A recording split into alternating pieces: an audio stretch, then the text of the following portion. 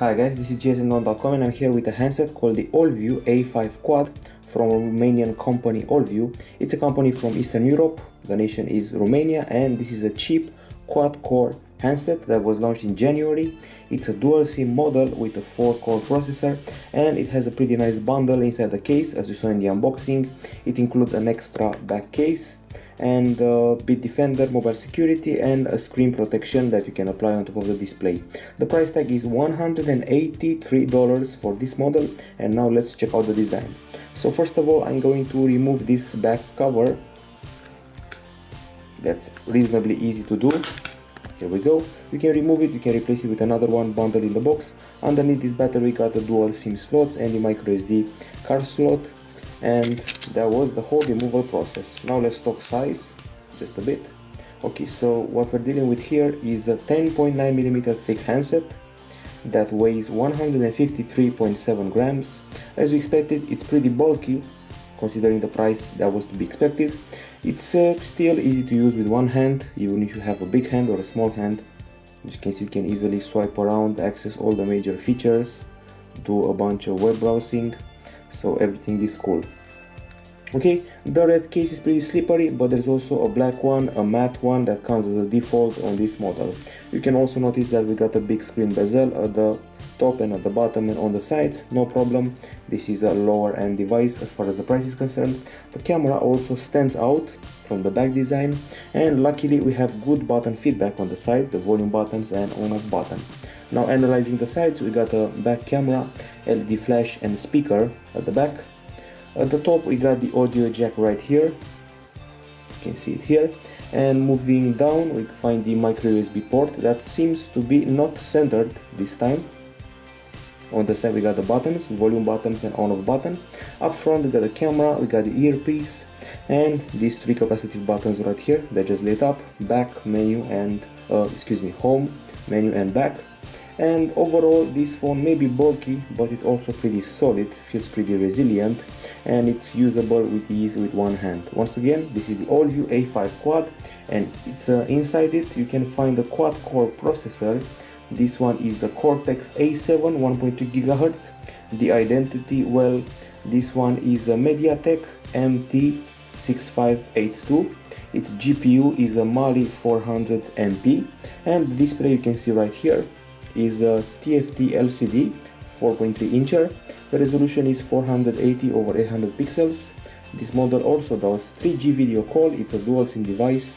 It has 4 GB of internal storage and 512 MB of RAM, FM radio, HD voice, 5 megapixel back camera, 0.3 megapixel front camera, and also we got HSPA+, we got Bluetooth 4.0, Wi-Fi direct, Wi-Fi display, micro USB 2.0, an accelerometer, proximity sensor, and a light sensor. Finally, the battery inside is a lithium-ion unit with a 1700 mAh capacity.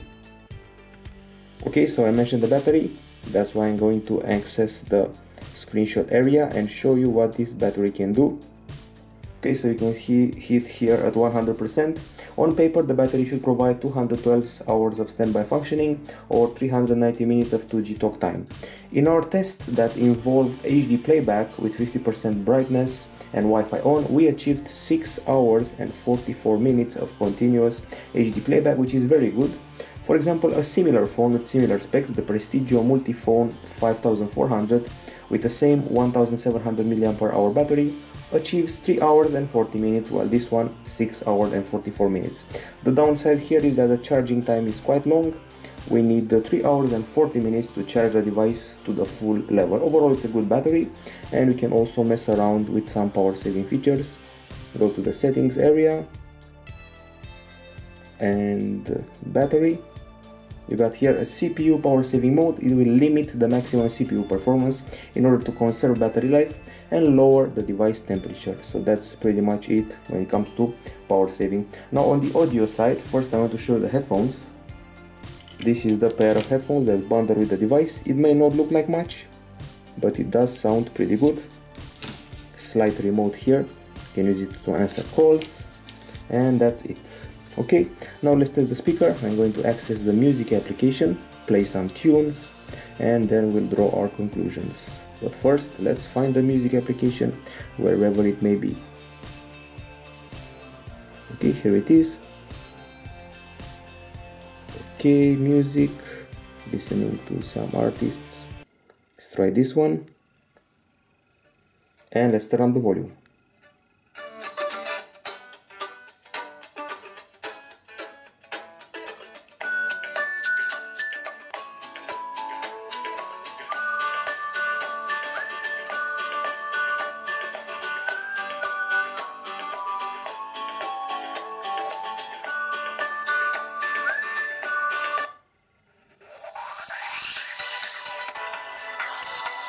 This is the speaker.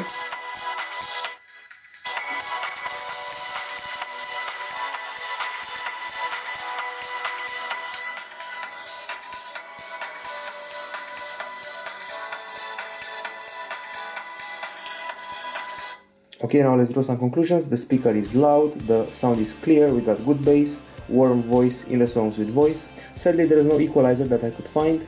And as far as the earphones go, well, they're not very comfy in the ear, they're pretty rigid and pretty big in the ear hole, but their volume is very high and the bass is excellent.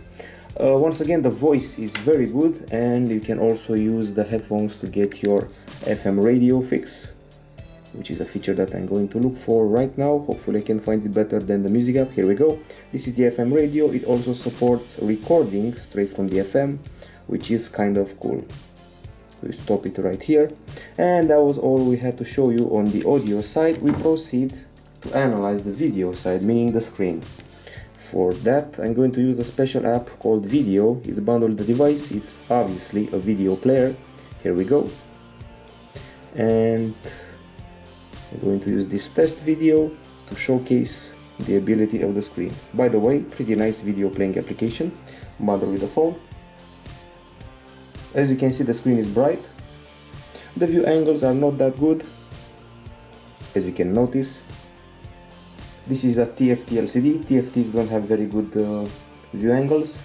Diagonal is 4.3 inches and resolution 800 over 480 pixels.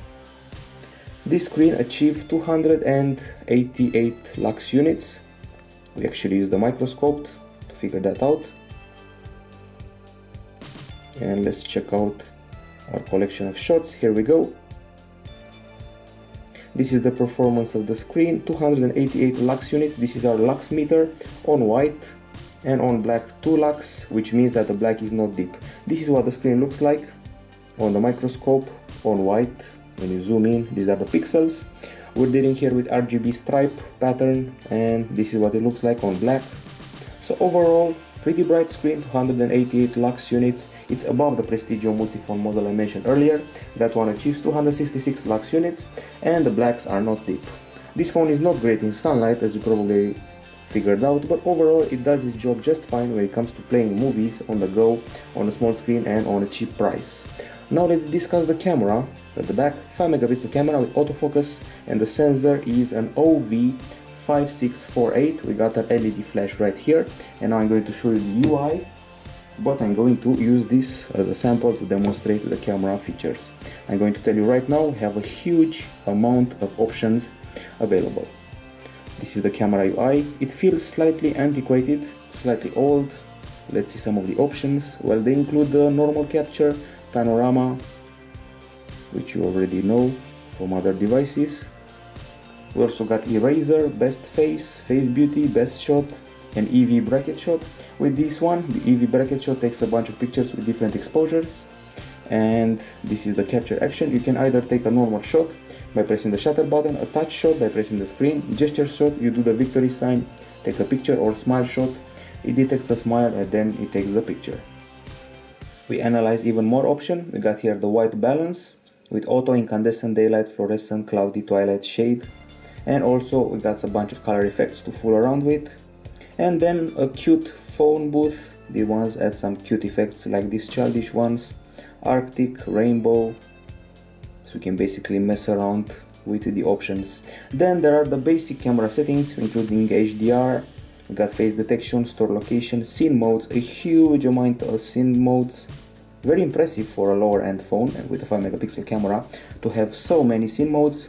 You can take up to 99 burst shots, tweak the exposure, saturation, brightness, contrast, picture size, ISO going up to 1600. So once again, a huge amount of variety of options, which I'm very impressed by. Okay, now on the video side, it has its own options that include, let's see. So we got white balance, we got color effects, and we got video quality, which is fine, which is full HD, store location, exposure, scene modes, video duration, microphone, yet again hue, saturation, brightness, contrast, anti-flicker, and audio mode, with also a special meeting mode enabled. Okay, now let's actually take a shot of this castle. Focus it well. Here we go. Reasonably fast, not the fastest in the world, but still does the trick. Level of detail quite good, considering this is merely a 5 megapixel camera. Don't expect the behavior of an 8 megapixel shooter, but as I said, quite good.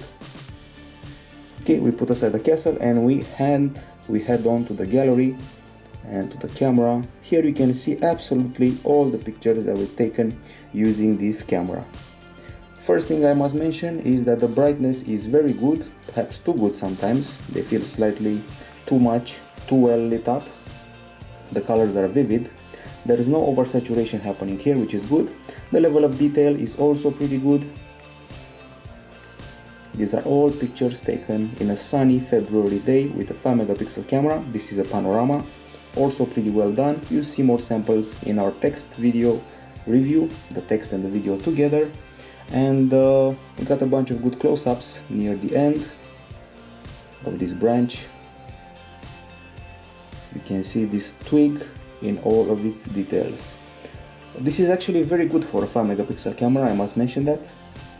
Aside from the fact that pictures are a bit too bright for their own good, the colors are very good, exposure is good, white balance is good, and this panorama is actually impressive. Overall, I'm impressed by this cam. Okay, now let's tackle the video area, and in order to do that, I'm going to have to go back to the gallery and find us some nifty videos. Let's start with this one.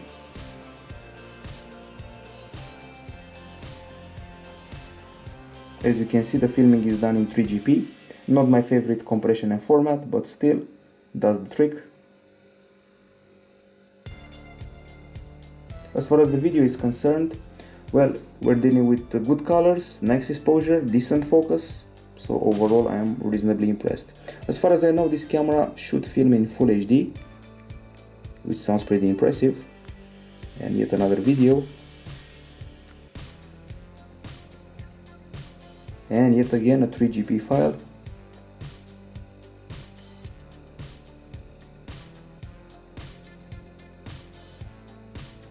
And once again, reasonably good. Okay, so we covered the camera, everything works out just fine. Now let's head to the web browser and check out gsmdome.com and see how fast it can load. Once again, it's an okay speed, and so is the speed of the scrolling in the page. Pinch to zoom, no problem here whatsoever. And let's try it in landscape as well. Apparently we went back.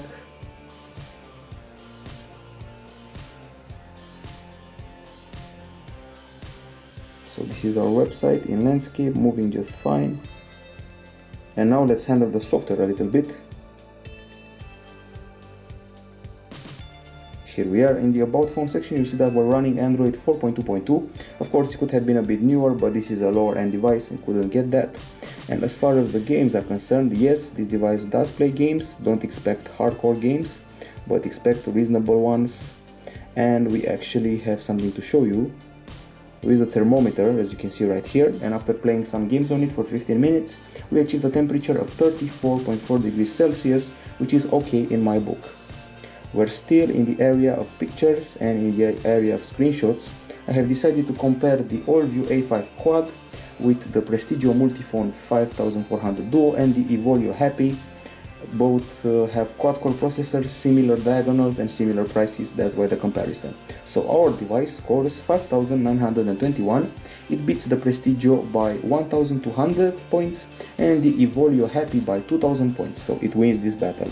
Next up, Antutu 16,800 points. We beat the Prestigio by 6,000 points and the Evolio by 3,000 points. We also have Nenamark here. A very impressive score, probably caused by the low resolution, 62.9 frames per second. Here we totally beat the Prestigio and it's 37 frames per second, and we beat the Evolio Happy and it's 45.6 frames per second. We also got the result from Velamo right here in the HTML5 test. 1961, very good score, once again beating both models by a few hundred points. We didn't forget about 3D Mark, rest assured. Here it is, 3032 points. This is where we got beaten by the Evolio Happy with its 3181 points. And finally we got Browser Mark tested right here. Exactly 2000 points, beating the other devices by just a couple of dozens of points, so not much difference. All of them are quad-core phones, all of them are affordable, but this one actually wins the benchmark battle. Okay, now as far as the phone calling ability goes, we got a very loud experience, and the call waiting feature is only available on the SIM that you're making the call on. And now as far as the customization goes, as you can see, this is not stock Android, obviously. You can change the theme by pressing this button. Allview implemented a bunch of themes, a bunch of new icons, wallpapers, effects, all of them changeable from this widget right here. The bad thing about this, I find this to be a little downside, is the fact that we already know this. We've tested a lot of Allview phones, we already used the same themes, wallpapers, icons and transitions, so maybe we feel the need for something new. Now if you want to play around with some widgets, you have to keep the screen pressed. You can find them right here. There is one widget that I like very much. This one here, the battery widget. It activates the power saving feature instantly, shows you data, like how much battery you have left, and there's even a more section so you can play around with timeout and things like that. So very useful widget. As far as the settings go, you can access all of the features like this. A lot of shortcuts for a low-end phone, which is pretty cool. This is a new thing for Allview, they haven't done this before, and it's positive because the more shortcuts you get, the less you have to fumble around the menus. Okay, and now we move to the section that I like to call the settings and applications area. The settings area has been tweaked, as you can see, at least as far as the icons are concerned. Not much novelty here. Common settings and all settings, and then we move forward to the apps. The pre-installed apps here, well, they include among others, we got Google Maps right here doing a good job and looking fine.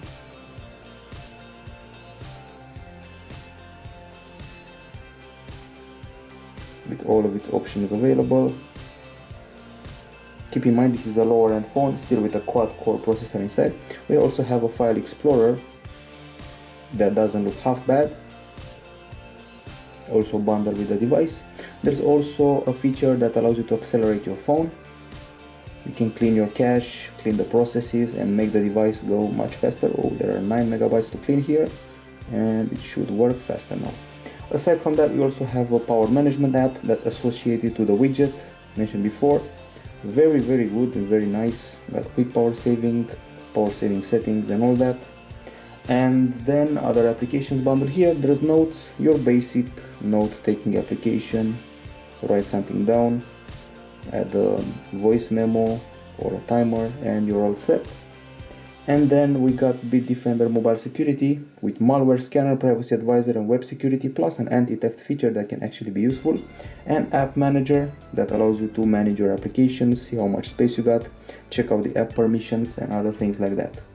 Then there's the productivity side where we find Office Suite 7 with the ability to mess around with doc files, XLS files, PowerPoint, PDFs, and JPEGs, for example. Okay, so those are all the pre-installed applications, plus those that allow you to customize the color and theme of your device. And now the conclusions regarding the Allview A5 Quad. So this device has, on the pro side, very good audio, good battery, almost 7 hours of playback, nice accessories in the package, protection area for the screen, also a special backlit. We got a pretty good camera for a 5 megapixel unit. There's also absolutely no lag here, no problem whatsoever. We even played a few games and I'll show you these 3 games here have been played on the device with absolutely no lag. Benchmarks are good, the screen brightness is pretty good, and there are a lot, I mean really a lot of photo options available in the camera area. Now on the cons we have poor view angles and only 512 megabytes of RAM, which is pretty poor. We got a bulky design, slippery case, at least this red version, slow battery charging 3 hours and 40 minutes, and the antique camera UI and a general interface that feels old, especially if you've seen more Allview devices before. Now let's give it some grades.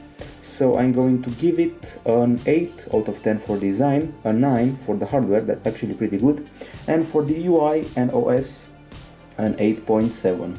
The final grade is 8.56 out of 10. The Allview A5 Quad is a good phone, a quad-core phone, cheap phone with good camera and very good audio, and the price tag is $183. The final grade from gsm1.com is 8.56 out of 10.